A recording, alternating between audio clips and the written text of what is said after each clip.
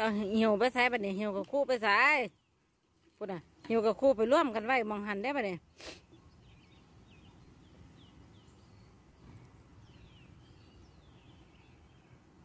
ที่สนามโลกก็เขาคนเดียวล่ะฝีมือเขาล่ะดูเลยนะครับพี่น้องกระป๋องกระเปิงนี่มันเอามาสาให้หมด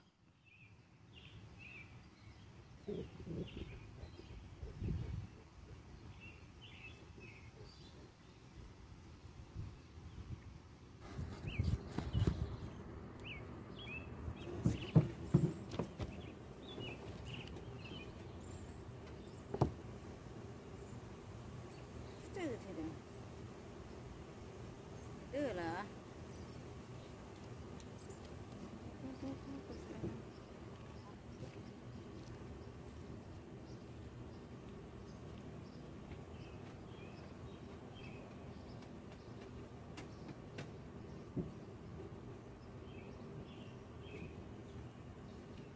น้ำพอดต้องสองไม่เลยมดแม่มันหลบมันดื้ออะไร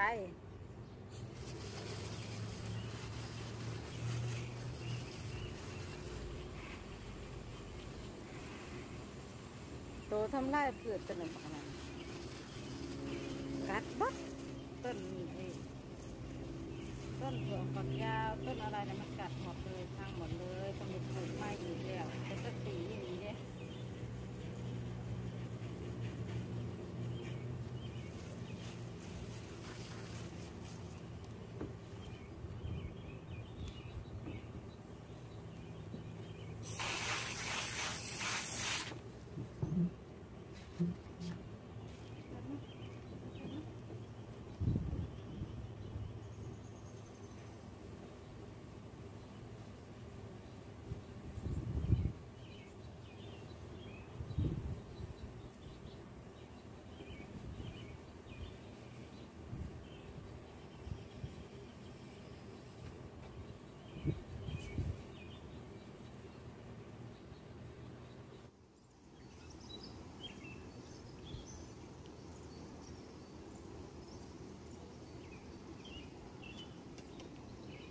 ตัดมาแล้วจัดแม่ไม่ฉีดน้ำแล้วเร็ว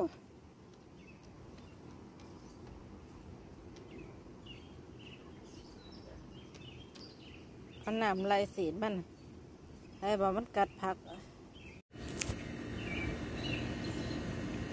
จะให้ดูต้นมะกรูดนะอันนี้มะกรูดอายุบ่ถึงปีดอก9 เดือนเงืดหลายสิบอกเคล็ดลับเด้อซื้อมาจากสั่งซื้อมาเนาะต้นเท่านี้ลำต้นมันเท่าไม้ขีดนี่แหละซื้อปีที่แล้วเนี่ยเนาะประมาณ9 เดือนที่แล้วและตอนนี้ดูสิแตกออกบักร้อยหนึ่งสภาพมันแตกเนาะมันเลี้ยงในไฟไงเลี้ยงในไฟงามเลี้ยงในไฟสวยแล้วไงแล้วที่นี่พอออกมาไว้ข้างนอกจะเด็ดใบออกให้หมดเลยให้เหลือแต่กิ่งมันนะบัดนี้เบิ้งที่ละพี่น้องเอ้ยเบิ้งดกคักบอใบมันสูตรมันเป็นจังสี่เก็บใบเก่าออกให้เบิดเลยเพราะที่นี่แล้วมันก็สิมาปงขึ้นมาใหม่บัดนี้ก็เอาน้ำเข้ามาเอาน้ำชาวข้าวอย่างเดียวไม่ต้องใช้ปุ๋ยอย่างใดทั้งสิ้นไม่เคยใช้ปุ๋ยเด็ดออกให้หมดถ้าอยากจะโตไวแล้วก็ใบดกเด็ดออกให้หมดแล้วก็น้ำแช่ข้าวเทลงไปมันเนี่ยมีแต่ใบใหม่หมดเลยนะเนี่ยเป็น30-40 ยอดตอนที่มันเกิดอาทิตย์ที่แล้วเลยนะทีนี้เขียวแล้วเห็นไหมได้ผลจริงๆเลยเด็ดทิ้งให้หมดถ้าอยากโตไวแล้วก็ใบดกเคล็ดลับใครเคล็ดลับมันเนาะแล้วแต่ใครจะนำไปใช้ก็บอกต่อซื้อ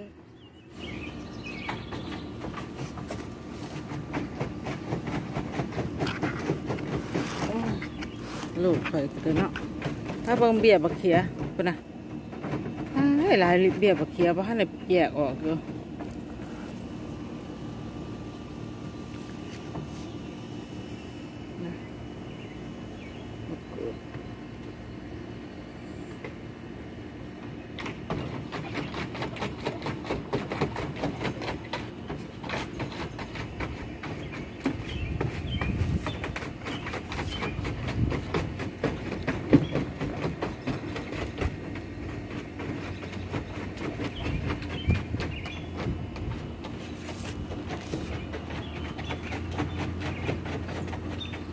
จากงาเดียวเนาะจากกิ่งเดียวเท่าไม้ขีดนี่นะ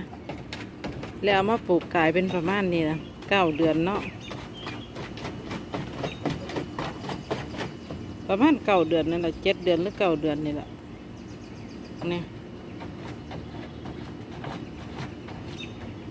ปกติพันว่ามันปลูกยากเลยแต่ว่าข่อยมาปลูกใส่ไฟนี่โอ้ยปลูกง่ายคักแตกออกพุ่นนะ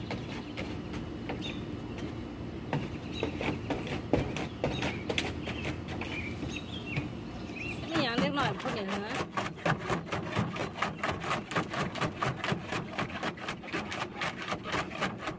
มันเด่นน้ำ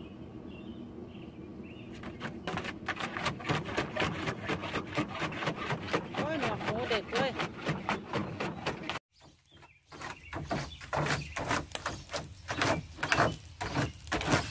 หนูอยากเล่นน้ำหรือเปล่าลูก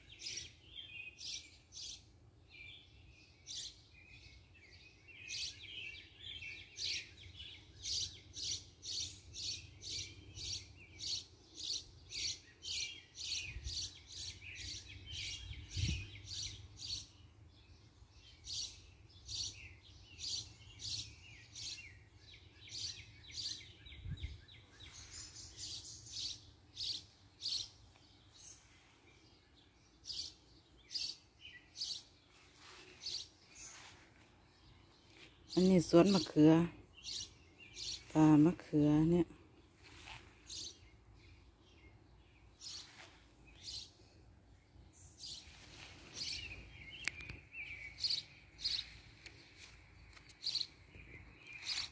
เขือเยอะมากเลยปีนี้